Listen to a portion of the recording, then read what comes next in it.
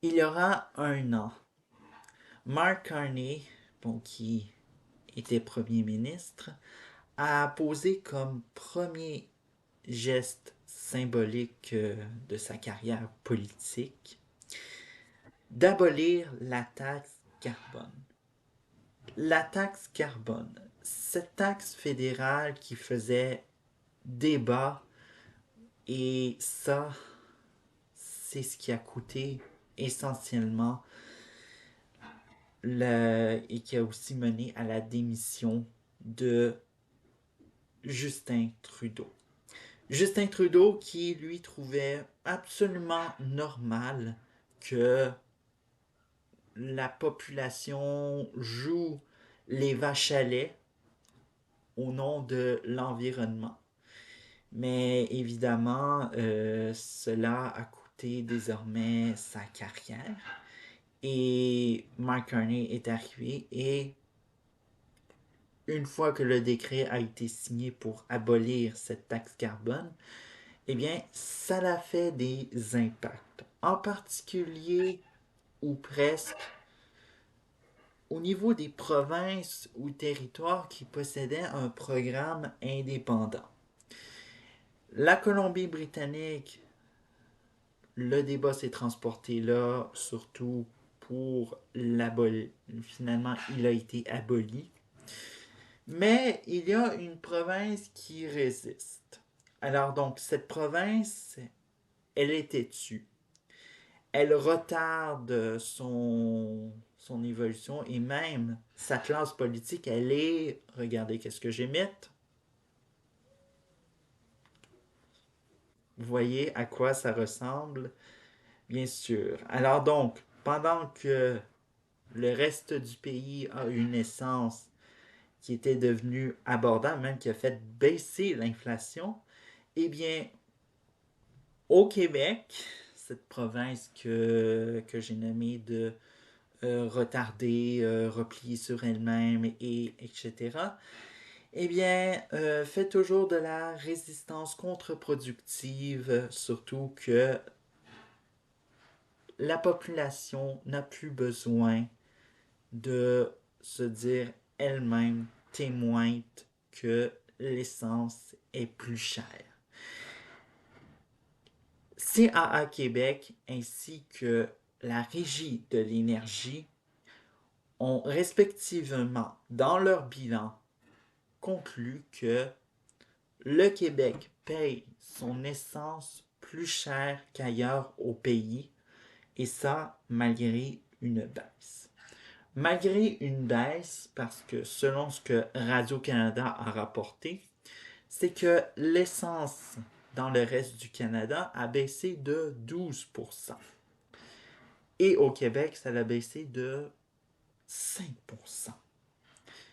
Et l'inflation dans tout ça, eh bien, sachez que avant que avant qu'on abolisse la taxe carbone au fédéral, eh bien, l'inflation était absolument élevée.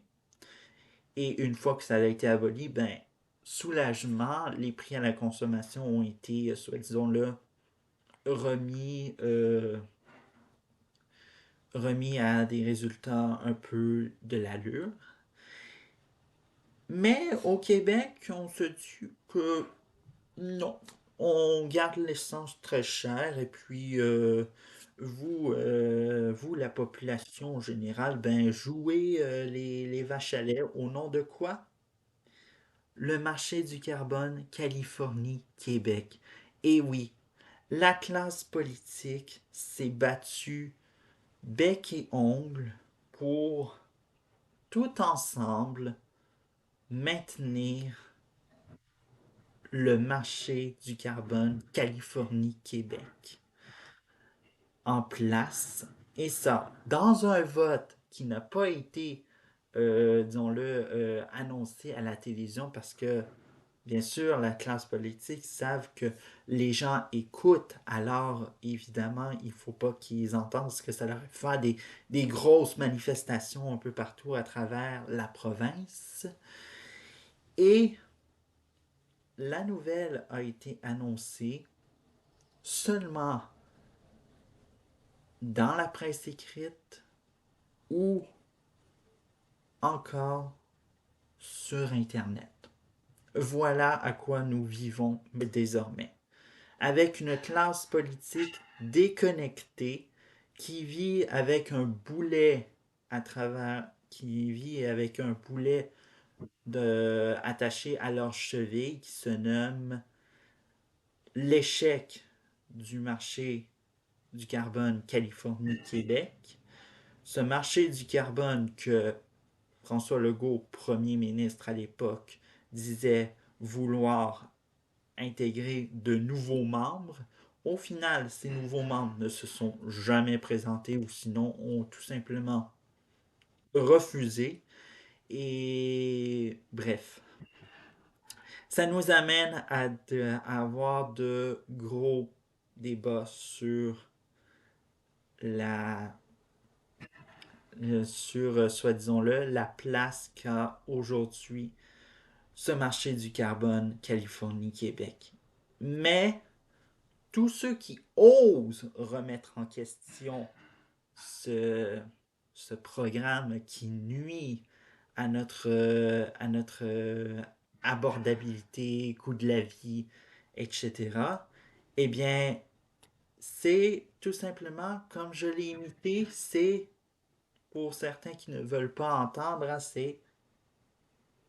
Hein, c'est et on dit que ben c'est quelque chose d'hors sujet, bon, c'est quelque chose qui ne concerne pas le Québec, bref. Alors donc, on voit très bien que notre classe politique, la classe politique québécoise ne travaille pas pour la population. Elle a, elle est en train de nuire à l'inflation, sachant que l'inflation bondit de 3%. Et ça, c'est pour janvier, c'est l'inflation des territoires et des provinces la plus élevée du reste du pays. 3%. Alors, il y a une élection qui s'en vient cet automne. On espère que malgré cela, les élus seront confrontés à la colère de leurs élus en disant que l'essence est trop chère et puis on ne sait pas qu'est-ce qu'ils auront à leur répondre, à moins de fuir. Hein. Ça, fuir, c'est le sport préféré de nos politiciens qui est de fuir la réalité.